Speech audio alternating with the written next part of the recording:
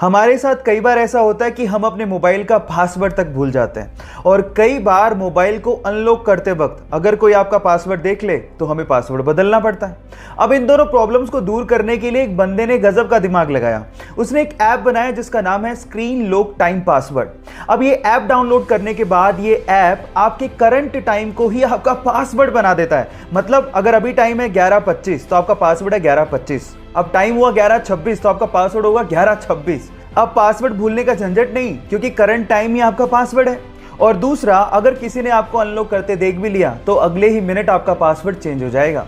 लेकिन आप किसी को बताइएगा मत कि आपने ये ऐप इंस्टॉल करके रखा है, नहीं तो आपका फोन कोई भी खोल लेगा। पूरी दुनिया में कोरियन लड़कियों की स्किन और उनका फेस सबसे खूबसूरत माना जाता है, लेकिन क्या आपको पता है कि कोरियन लड़कियां एक स्पेशल तरह की ट्रीटमेंट या थेरेपी लेती हैं? उस थेरेपी का नाम है स्लैप थेरेपी, यानी कि थप्पड़ थेरेपी।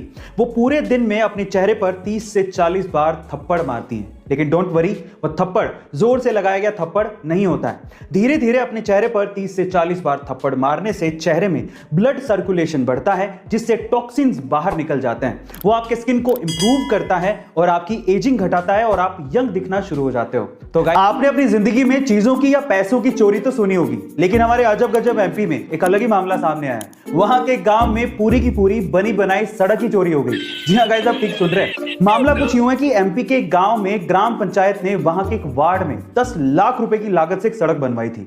लेकिन जब जांच हुई तो पता लगा कि वहां पर सड़क है ही नहीं। जब जवाब मांगा गया तो ग्राम पंचायत के उप सरपंच ने जवाब के बदले एक शिकायत ही दर्ज करवा दी, और उस शिकायत में लिखा हुआ था कि इस वार्ड में शाम तक तो सड़क थी, लेकिन सुबह होते होते वो सड़क चोरी हो गई। मामला भ्रष्टाचार से जुड़ा हुआ लग रहा है, लेकिन ये जांच का विषय। एक बार एक बंदा जूता खरीदने के लिए किसी शॉप पे गया। उसे 7 नंबर का जूता खरीदना था और उसे उस शॉप पे एक जूता पसंद भी आ गया। लेकिन जैसे वो काउंटर पे पेमेंट करने के लिए गया, उसे पता लगा कि वो वॉलेट तो घर पे ही भूल गया है। फिर उसने शॉपकीपर से रिक्वेस्ट किया कि आप मुझे जूते दे दो, अगले दिन आके मैं पेमेंट कर दूंगा। थोड़ा सा हेजिटेशन उस शॉपकीपर को फील हो रहा था उधार देते हुए, लेकिन फिर भी उसने जूते पैक किए और ग्राहक को दे दिए।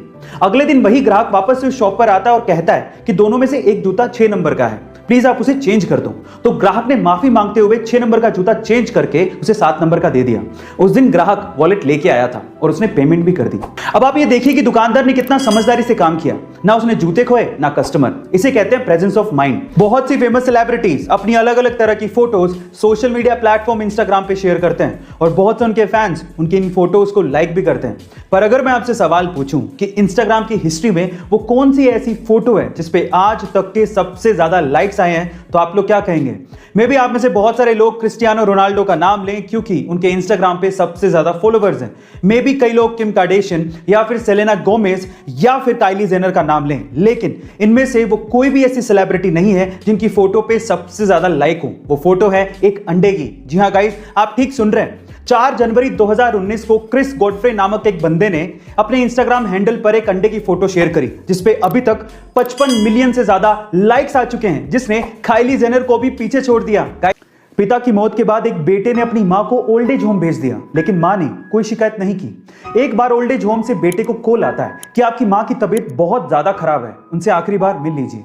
जब बेटा मां से मिलने पहुंचा तो उसने कहा कि बता मां, तेरी आखिरी इच्छा क्या है? तो मां ने कहा कि बेटा, इस ओल्ड एज होम में पंखे लगवा दे क्योंकि गर्मी बहुत पड़ती है। एक फ्रिज भी लगवा दे क्योंकि बहुत बार मुझे बिना खाना खाई सोना पड़ा था।